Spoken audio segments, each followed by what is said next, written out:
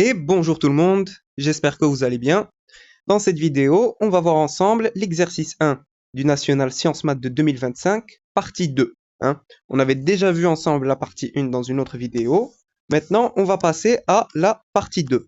Donc, dans cette partie-là, on a l'étude d'une fonction. On a aussi des suites, inégalité des accroissements finis, récurrence, critères de convergence. Donc, on va commencer.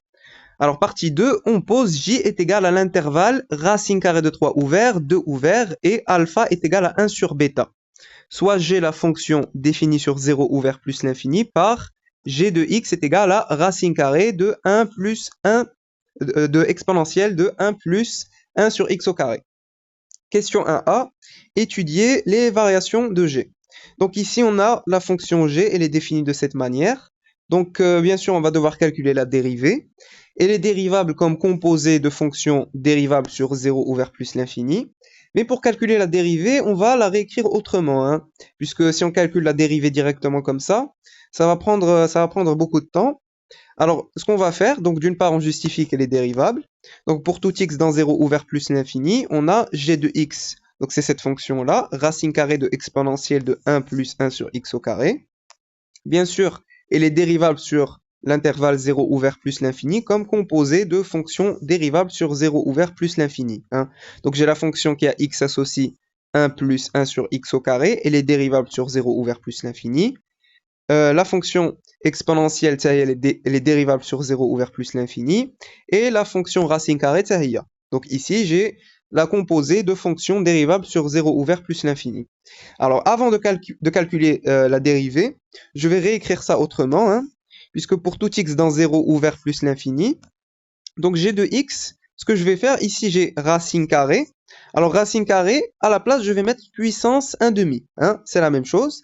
Donc, j'ai exponentielle de 1 plus 1 sur x au carré, le tout puissance 1 demi. Donc là, maintenant, j'ai le produit, ça fois ça. Donc, je peux développer.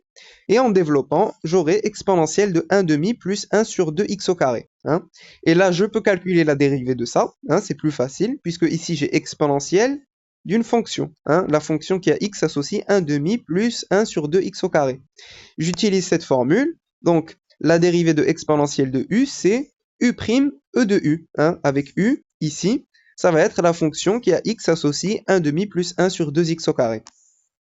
D'où g' de x est égal, donc j'applique la formule. Donc, on a 1 demi plus 1 sur 2x au carré. Donc, on va sa dérivée plutôt, donc prime, fois exponentielle de 1 demi plus 1 sur 2x au carré.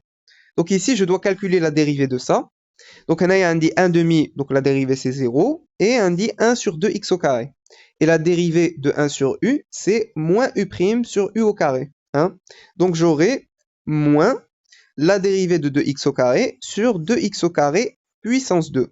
Exponentielle de 1 demi plus 1 sur 2x au carré. La dérivée de 2x au carré, donc je prends le 2, donc j'aurai g' de x est égal à moins 4x sur 4x puissance 4, 2x au carré puissance 2, c'est 4x puissance 4, fois exponentielle de 1 demi plus 1 sur 2x au carré. Je simplifie, donc j'aurai moins 1 sur x puissance 3 fois exponentielle de 1 demi plus 1 sur 2x au carré. Alors en fait ici qu'est-ce que j'ai J'ai la fonction g, j'ai g de x. Donc en fait j'ai moins 1 sur x puissance 3 fois g de x. Très bien. Alors nous, on veut savoir quand est-ce que c'est positif, quand est-ce que c'est négatif. Alors pour tout x dans 0 ouvert plus l'infini, on a, alors l'exponentielle c'est toujours strictement positif, donc ça c'est strictement positif. X est strictement positif puisqu'il est sur cet intervalle, donc ça veut dire que x puissance 3, ça aura des comptes strictement positifs. Donc l'inverse d'Yalout, ça aura des pas strictement positifs. Donc si je multiplie par moins 1, j'aurai moins 1 sur x puissance 3, ça déjà strictement négatif. Voilà, donc ça c'est strictement positif, ça c'est strictement négatif. Donc négatif fois positif, ça nous donne du négatif. Donc ici on aura quelque chose de strictement négatif. Voilà, donc tout ça c'est strictement négatif. Donc ça veut dire que g' de x est strictement négative. Donc la fonction g, elle est strictement décroissante sur l'intervalle 0 ouvert plus l'infini. Donc maintenant je calcule les limites aux bornes. Je commence par la limite quand x tend vers 0 plus de g de x. Alors, j'aurai la limite quand x tend vers 0 plus de 1 demi plus 1 sur 2x au carré.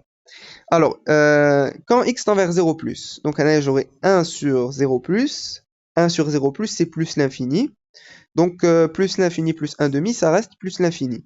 Et exponentielle d'une quantité qui tend vers plus l'infini, c'est plus l'infini. Hein? Donc la limite quand x tend vers 0 plus de ça, hein, c'est 1 demi plus 1 sur 0 plus, c'est-à-dire plus l'infini. Donc la limite quand x tend vers 0 plus de g de x, c'est-à-dire de tout ça. Donc c'est juste un petit changement de variable. C'est la limite quand grand x tend vers plus l'infini de e de grand x, c'est-à-dire plus l'infini. Hein. Voilà.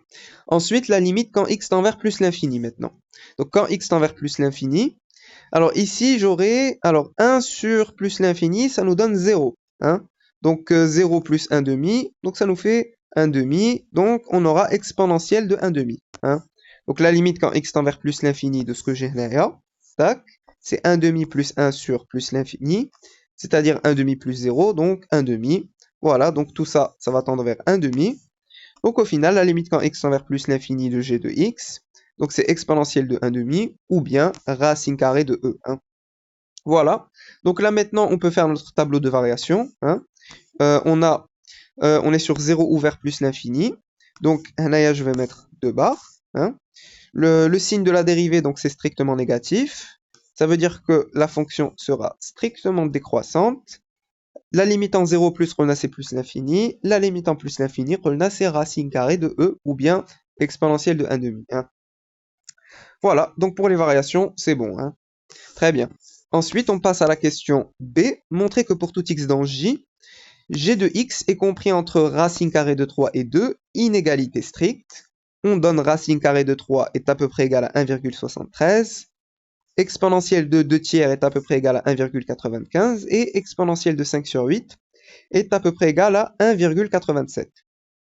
Donc ici, on doit montrer que g de x est compris entre racine carrée de 3 et 2. Donc, on va utiliser le fait que la fonction g elle est strictement décroissante sur 0 ouvert plus l'infini, donc en particulier sur l'intervalle j. Hein. Donc, soit j, c'est l'intervalle racine carrée de 3 ouvert, 2 ouvert. La fonction g continue est strictement décroissante sur 0 ouvert plus l'infini, donc en particulier sur l'intervalle j. Alors, je calcule g de racine carrée de 3, donc ça va nous donner exponentielle de 1 demi plus 1 sur 2 fois racine carrée de 3 au carré. Alors, racine carrée de 3 au carré, c'est 3. J'aurai 2 fois 3, c'est 6. Donc, j'aurai 1 sur 2 plus 1 sur 6 ici. Donc, exponentielle de 1 demi plus 1 sur 2 fois 3, c'est-à-dire exponentielle de 1 demi plus 1 sur 6. Je calcule ça, donc on trouve 2 tiers. Exponentielle de 2 tiers. Et nous, dans l'exercice, on nous avait donné que exponentielle de 2 tiers est à peu près égal à 1,95. Hein. Très bien. Ensuite, je calcule g de 2. Donc pareil, exponentielle de 1 sur 2 plus 1 sur 2 fois 2 au carré. Donc ça nous fait exponentielle de 1 demi plus 1 sur 8. On calcule ça, on trouve 5 sur 8. Donc exponentielle de 5 sur 8. Et on nous avait donné dans l'énoncé que exponentielle de 5 sur 8 est à peu près égal à 1,87. Très bien. Alors ici, on est sur l'intervalle j, hein, racine carrée de 3 ouvert, 2 ouvert. On a calculé g de racine carrée de 3, on a trouvé ça. On a calculé g de 2, on a trouvé ça. Très bien. Alors comme g est continue et strictement décroissante sur l'intervalle j, alors, si on prend x qui est compris entre racine carrée de 3 et 2, donc x appartenant à l'intervalle j, ça veut dire que g de x est compris entre g de 2 et g de racine carrée de 3. Hein. Elle est strictement décroissante. Donc, là, j'avais 2. Je vais mettre ici g de 2. Et ici, j'avais racine carrée de 3. Je vais mettre ici g de racine carrée de 3. Donc, on a déjà donc, g de 2, on avait dit que c'était exponentielle de 5 sur 8. Et g de racine carrée de 3, on avait dit que c'était exponentielle de 2 tiers. Donc, j'aurai g de x qui est compris entre exponentielle de 5 sur 8 et exponentielle de 2 tiers. Alors, donc ça c'est à peu près 1,87 et ça c'est à peu près 1,95. Et on a racine carrée de 3 qui est à peu près égale à 1,73. Hein, ça c'est ce qu'on nous a donné. Ça veut dire que racine carrée de 3 est strictement inférieure à exponentielle de 5 sur 8. Hein. Donc ici, j'aurai racine carrée de 3. Et on nous a donné exponentielle de 2 tiers, c'est à peu près égal à 1,95, qui est strictement inférieur à 2. Donc ici, j'aurai 2. Hein. D'où, donc j'ai racine carrée de 3 strictement inférieur à e de 5 sur 8, strictement inférieur à g de x, strictement inférieur à e de 2 tiers, strictement inférieur à 2. Donc c'est bon. Hein. Conclusion, pour tout x dans J, g de x est bien compris entre racine carrée de 3 et 2, inégalité stricte. Et voilà. Donc ça, c'était plutôt facile. Alors ensuite, question 2a. En utilisant le résultat de la question, alors la question 3c de la partie 1. La question 3c de la partie 1, on avait montré que 1 sur bêta, c'est l'unique solution de l'équation f de x est égal à 1 demi sur l'intervalle bêta ouvert plus l'infini. Hein. Donc f de 1 sur bêta est égal à 1 demi. Et on nous a donné alpha est égal à 1 sur bêta. Donc ça veut dire que f de alpha est égal à 1 demi. Et d'ailleurs, c'est l'unique solution. Hein, l'unique solution de cette équation-là. Donc ça veut dire f de x est égal à 1 demi. Si et seulement si x est égal à alpha. Alpha ou bien 1 sur bêta. Hein. Très bien.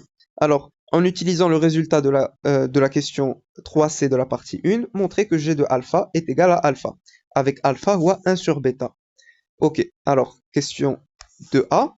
Alors, on avait dit que sur l'intervalle bêta ouvert plus l'infini, f de x est égal à 1 demi, si et seulement si x est égal à 1 sur bêta, ou bien est égal à alpha, hein, puisqu'on pose que alpha est égal à 1 sur bêta. Très bien.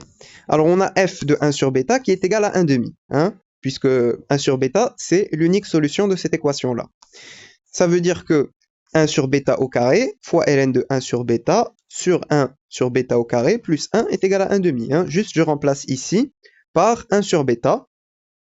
1 sur bêta, قلنا هو alpha. Donc, ceci est équivalent à alpha au carré ln de alpha sur alpha au carré plus 1 est égal à 1 demi. Très bien, donc maintenant je fais passer ça de l'autre côté. Donc j'aurai alpha au carré ln de alpha est égal à alpha au carré plus 1 sur 2. Ce qui va nous donner ln de alpha est égal à alpha au carré plus 1 sur 2 alpha au carré. Hein, puisque je fais passer alpha au carré de l'autre côté au dénominateur. Donc, très bien. Donc là, on a trouvé ln de alpha, c'est ça. De plus, on a g de alpha. Donc je remplace ici par alpha. Donc j'aurai g de alpha est égal à exponentielle de 1 demi, facteur de 1 plus 1 sur alpha au carré. Or, on vient de montrer que ln de alpha, c'est alpha au carré plus 1 sur 2 alpha au carré. Hein. C'est ce qu'on avait montré ici. Donc j'applique l'exponentielle des deux côtés. Donc j'aurai alpha qui est égal à exponentielle de alpha au carré plus 1 sur 2 alpha au carré. Hein. Donc ici, j'applique juste l'exponentielle des deux côtés. ln est exponentielle, ça part. Donc l'exponentielle. Alpha est égal à l'exponentielle de tout ça. Très bien. Alors en fait ici, qu'est-ce que j'ai? J'ai exponentielle de 1 demi facteur de alpha au carré plus 1 sur alpha au carré. Hein. Ici, je factorise par 1 demi. Donc voilà, 1 demi, facteur de tout ça. Alors ici, j'ai alpha au carré sur alpha au carré, c'est 1. Donc 1 plus 1 sur alpha au carré. Hein. Donc exponentielle de 1 demi, facteur de 1 plus 1 sur alpha au carré. Et là, qu'est-ce qu'on remarque? On remarque qu'on trouve la même chose qu'ici. Hein. Donc en fait, ici, j'ai bien alpha qui est égal à g de alpha. Donc voilà, hein, on a montré que alpha est égal à g de alpha. Et c'est ce qu'il fallait montrer. Très bien. On passe maintenant à la question 2b. La question 2b montrait que pour tout x dans J, la valeur absolue de g' de x est inférieure ou égale à 2 sur 3 racine carrée de 3. Donc on a la valeur absolue de g' de x. Donc il va falloir voir quand est-ce que g' de x est positive, quand est-ce qu'elle est négative. Et ensuite, on va faire l'étude de la fonction qui à x associe la valeur absolue de g' de x. Donc, on va commencer par voir quand est-ce que c'est positif, quand est-ce que c'est négatif. Donc, pour tout x dans J, g' de x, on l'avait calculé, on avait trouvé moins exponentielle de 1 demi plus 1 sur 2x au carré sur x puissance 3. Donc, si je prends la valeur absolue de g' de x, donc je prends tout ça et je mets la valeur absolue. Hein. Donc ici, j'ai un moins. Et on sait que sur l'intervalle J, on a x puissance 3 qui est toujours strictement positif, et l'exponentielle, c'est toujours strictement positif. Donc ici, j'ai la valeur absolue de tout ça, c'est-à-dire la valeur absolue de moins exponentielle de 1 demi plus 1 sur 2x au carré sur la valeur absolue de x puissance 3. Donc ici, j'ai la valeur absolue de x puissance 3, comme c'est toujours strictement positif sur l'intervalle j, donc ça va nous donner x puissance 3 directement. Ici, j'ai la valeur absolue de moins exponentielle de 1 demi plus 1 sur 2x au carré. Donc tout ça, c'est strictement négatif, puisqu'on a un moins hada. Avec la valeur absolue, ça va redevenir strictement positif. Hein. Donc en fait, la valeur absolue de g' de x, c'est tout simplement exponentielle de 1 demi plus 1 sur 2x au carré sur x puissance 3. Hein. Donc maintenant, on va faire l'étude de cette fonction-là. Hein. Donc on va l'appeler h, مثلا. Donc on considère la fonction h définie par h de x est égal à ça. Hein. Donc h de x est égal à tout ça. Alors, est-ce qu'elle est dérivable? Est-ce qu'elle est dérivable sur j? Oui, hein, puisque h est dérivable sur j comme quotient de fonction dérivable sur l'intervalle j. Hein, puisqu'on est sur l'intervalle j, racine carrée de 3, 2. Donc, bien sûr, ça, c'est dérivable sur r, donc en particulier sur l'intervalle j.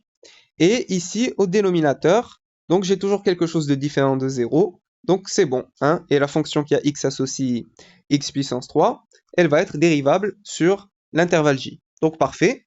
Ici, comme j'ai le quotient de deux fonctions, je vais utiliser la formule, cette formule-là pour calculer la dérivée.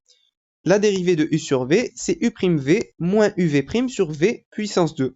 Donc, pour tout x dans l'intervalle j, on a h' de x, donc c'est la dérivée de ça, tac, fois x puissance 3, tac, moins, je prends ça, fois la dérivée de x puissance 3, tac, divisé par ce que j'ai ici au dénominateur, x puissance 3 au carré. Hein. Alors, je calcule la dérivée de ça. Donc, ici, j'ai exponentielle d'une fonction. Et la dérivée de exponentielle de u, c'est u'e de u. Donc, alors ici, j'aurai la dérivée de 1 demi plus 1 sur 2x au carré. Donc, on l'avait déjà calculé. Hein. Donc, ça va nous donner la dérivée de 1 demi, c'est 0. La dérivée de 1 sur 2x au carré. Donc, ici, j'ai quelque chose de la forme 1 sur u. Hein, avec u ici, c'est la fonction qui a x associe 2x au carré. La dérivée de 1 sur u, c'est moins u' sur u au carré. Donc, j'aurai moins. Alors, ici, la dérivée de 2x au carré, c'est 4x. Sur 2x au carré, c'est 4x puissance 4. Fois exponentielle de 1 demi plus 1 sur 2x au carré, fois x puissance 3, moins, donc ça, tac, fois la dérivée de x puissance 3, c'est 3x au carré, divisé par x puissance 3 puissance 2, ça nous fait x puissance 6. Hein. 3 fois 2, c'est 6. Donc, on a 4 sur 4, ça part. X remchi, on a x puissance 3. On a un x puissance 3 à obtenir. Donc, je peux simplifier. Donc, à doukamil remchi, reprali moins exponentielle de tout ça, moins exponentielle de ça, fois 3x puissance 2.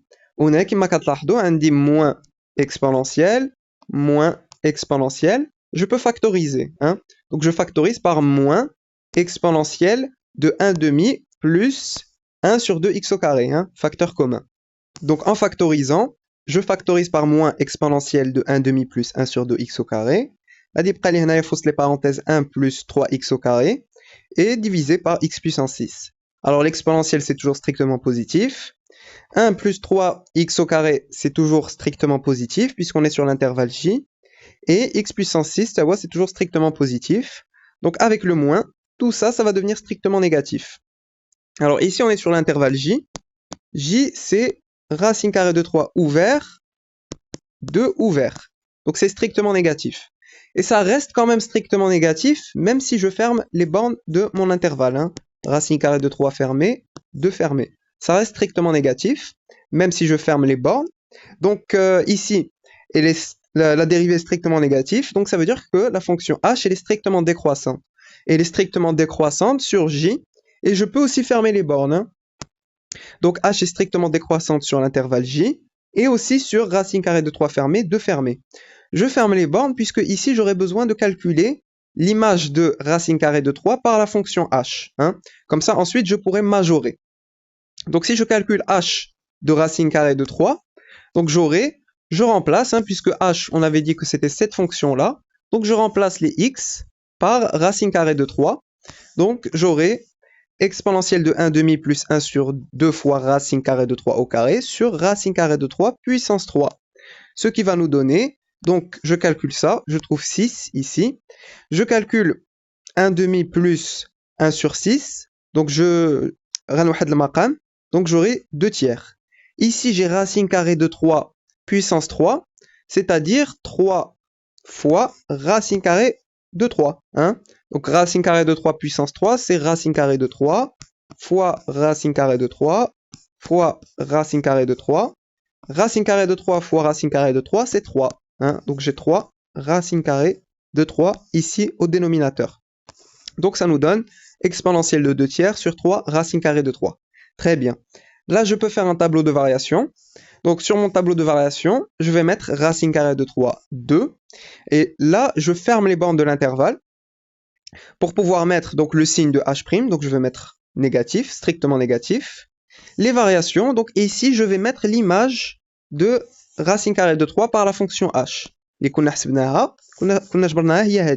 Donc strictement décroissante. Et on n'a pas besoin de l'image de 2 par la fonction h. Hein. Nous, ce qui nous intéresse, c'est ça. Hein. Puisque de ce tableau de variation, on peut dire que ça, c'est un maximum. Hein. Le maximum est atteint au point de coordonnées racine carrée de 3, exponentielle de 2 tiers sur 3 racine carrée de 3. Hein. Donc h admet un maximum atteint au point, donc à mal les coordonnées de le point. Donc pour tout x dans l'intervalle j, donc l'intervalle j ici, donc j'ouvre les bornes, donc racine carrée de 3 ouvert, 2 ouvert, on a h de x. Alors normalement sur l'intervalle j, c'est strictement inférieur à e de 2 tiers sur 3 racine carrée de 3. Mais d'une inégalité stricte, on peut passer à une inégalité large. Hein. Donc je peux mettre inférieur ou égal, hein, puisque dans la question, on avait inférieur ou égal. Hein. Donc si je reviens à la question, ici, on a une inégalité large. Donc, tac, donc h de x est inférieur ou égal à ça. H de x, en fait, c'est la valeur absolue de g' de x. Hein.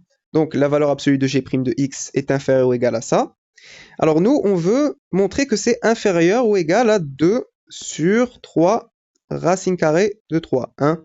Donc en fait, ici, on va majorer, hein, puisque nous, on sait que e de 2 tiers, c'est à peu près égal à 1,95. Ça, on nous l'a donné dans l'énoncé. Donc c'est inférieur ou égal à 2.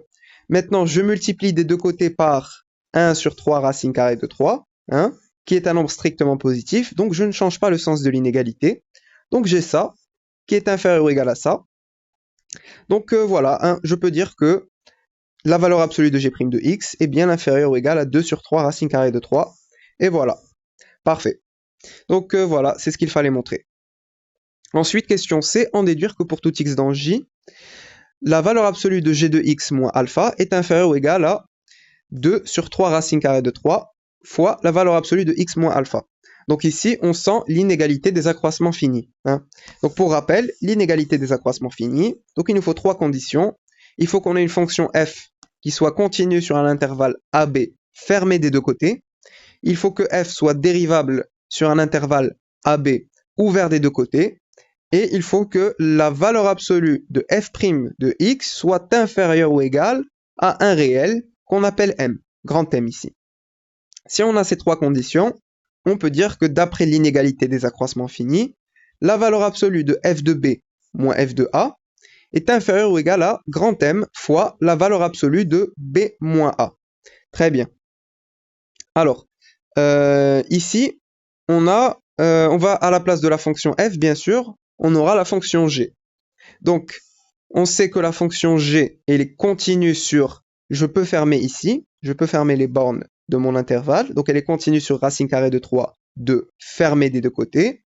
La fonction g est dérivable sur, ici, je vais ouvrir les bornes de mon intervalle, donc elle est dérivable sur racine carrée de 3 ouvert, de ouvert.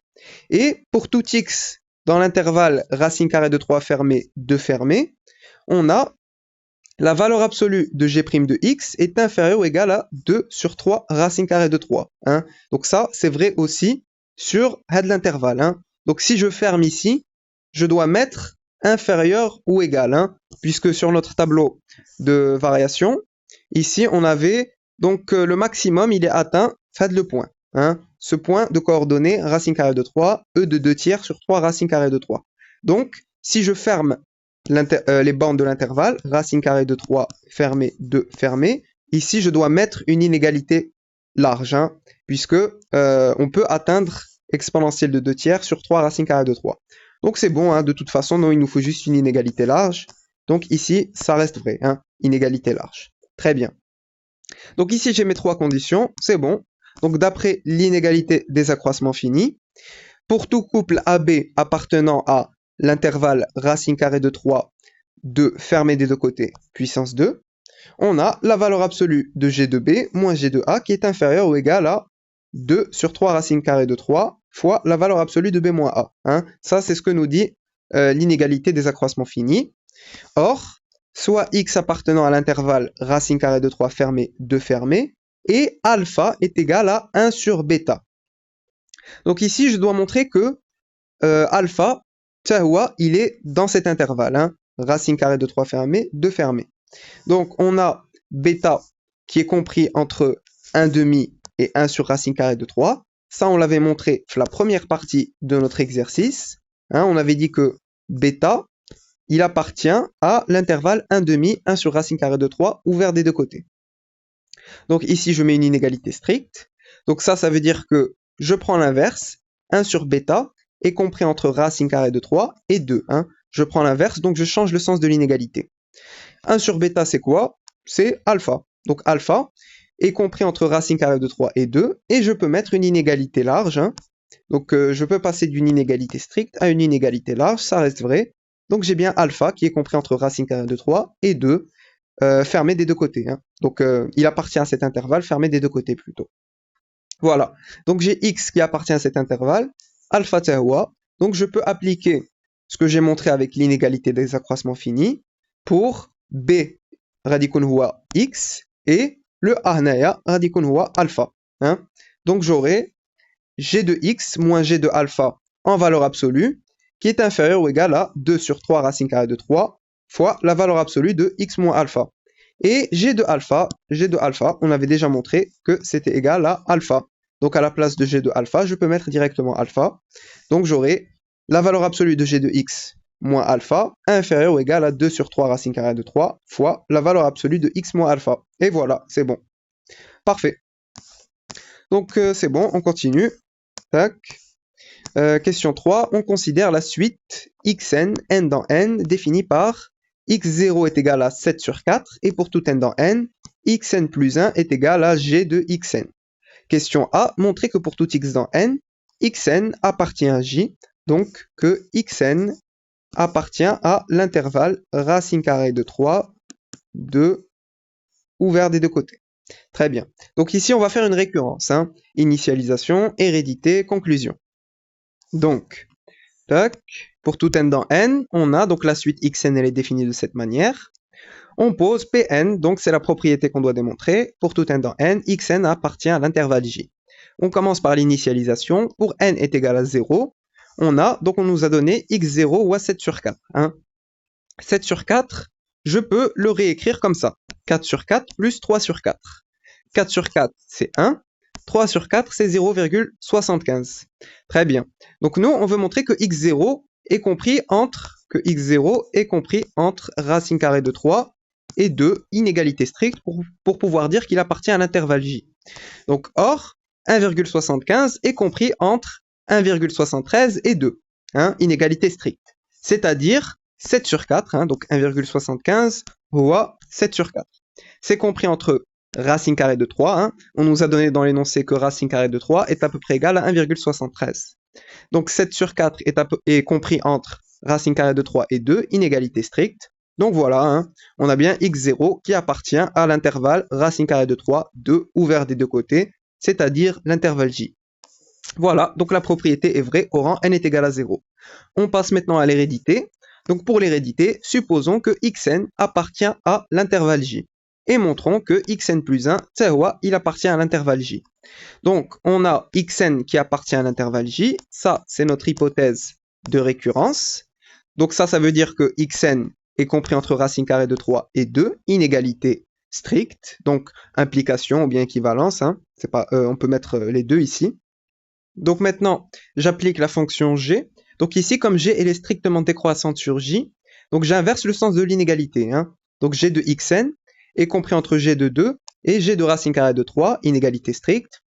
Et de toute façon, on avait déjà montré que pour tout x dans j, on avait g de x, ça il appartient à l'intervalle j, hein. Donc ici, justement, d'après notre hypothèse de récurrence, xn appartient à l'intervalle j, hein.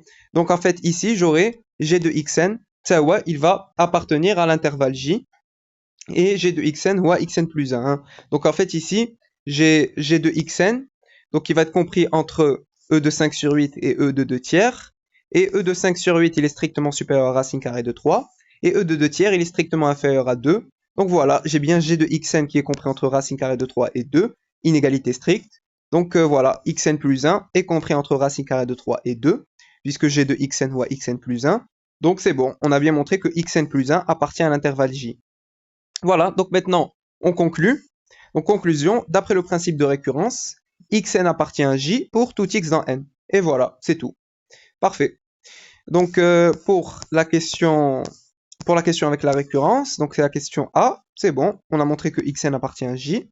Question B maintenant, montrer par récurrence que pour tout n dans n, la valeur absolue de xn moins alpha est inférieure ou égale à 2 sur 3 racine carrée de 3 puissance n fois la valeur absolue de x0 moins alpha. Donc ici, pareil, on a encore une récurrence à faire. Donc initialisation, hérédité, conclusion. C'est parti. Donc question B, on pose Pn, donc on se met à Pn, la propriété suivante pour tout n dans n, donc c'est ce qu'on doit montrer, hein. Alors on commence par l'initialisation pour n est égal à 0. Alors pour n est égal à 0, la valeur absolue de x0 moins alpha, je peux le réécrire comme ça, 2 sur 3 racine carrée de 3 puissance 0, hein, puisque ça en fait c'est 1. Donc 1 fois la valeur absolue de x0 moins alpha. Donc en fait ici c'est bon, hein, puisque ici on a bien notre n qui est égal à 0 ici, donc le voilà.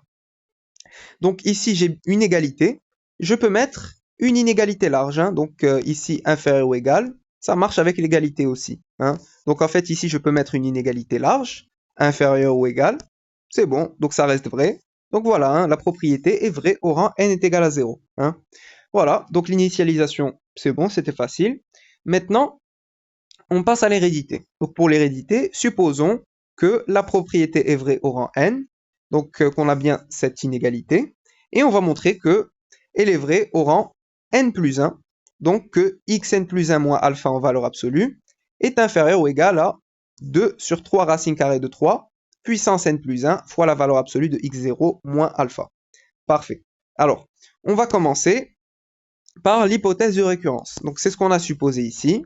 Donc on commence par notre hypothèse de récurrence et on avait déjà montré que g de xn moins alpha en valeur absolue est inférieur ou égal à 2 sur 3 racine carrée de 3 fois la valeur absolue de xn moins alpha. Alors ça on l'avait montré pour tout x dans l'intervalle racine carrée de 3 fermé de fermé, hein, puisque on avait montré ça avec l'inégalité des accroissements finis. Et l'inégalité des accroissements finis, on avait besoin de la continuité sur l'intervalle fermé, hein. Donc ici on peut mettre xn, puisque xn, il appartient bien à l'intervalle racine carrée de 3 fermé de fermé. On avait montré que xn, il appartient à l'intervalle j, li huwa racine carrée de 3 ouvert de ouvert. Mais ici, je peux fermer les bandes de mon intervalle, ça reste vrai, hein. Donc, parfait, on a bien cette inégalité. Très bien. Alors, on aura, du coup, si je multiplie par 2 sur 3 racine carrée de 3 de chaque côté, ici, hnaya ou hnaya, donc j'aurai 2 sur 3 racine carrée de 3 fois la valeur absolue de xn moins alpha, inférieur ou égal à, donc ici, je multiplie ça par 2 sur 3 racine carrée de 3, donc j'aurai 2 sur 3 racine carrée de 3 puissance n plus 1. Puissance n plus 1 fois la valeur absolue de x0 moins alpha. Donc c'est bon, hein.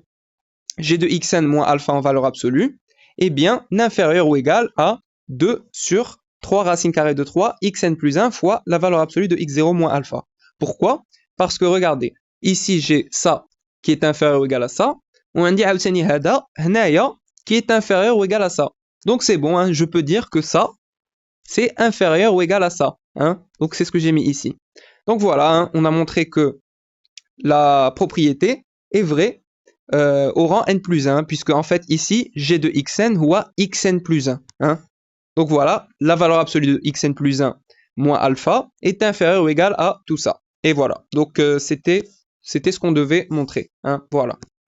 Parfait, donc on conclut. D'après le principe de récurrence, la valeur absolue de xn moins alpha est bien inférieure ou égale à 2 sur 3 racine carrée de 3 puissance n fois la valeur absolue de x0 moins alpha pour tout n dans n. Parfait. Dernière question maintenant. En déduire que la suite xn, n dans n converge vers alpha. Alors ici, on va devoir utiliser les critères de convergence. Hein.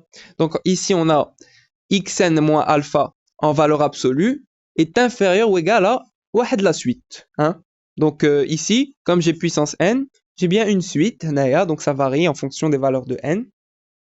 Donc on va utiliser les critères de convergence.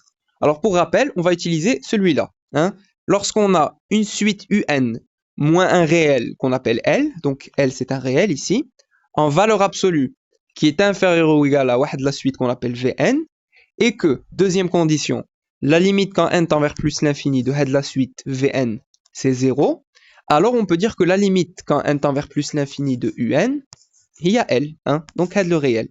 Donc ici, on a montré que xn moins alpha en valeur absolue est inférieur ou égal à la suite. Donc on va calculer la limite quand n tend vers plus l'infini de la suite.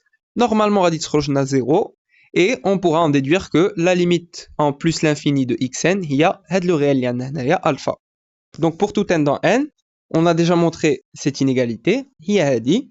Donc je calcule la limite quand n tend vers plus l'infini de ça. Donc je vais commencer par ça, bien sûr.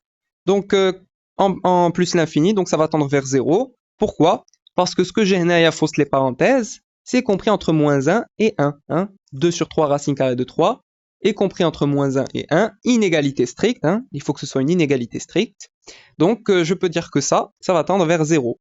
Donc ça tend vers 0. Donc ici, j'ai multiplié par un réel. Donc ça va rester 0. Hein.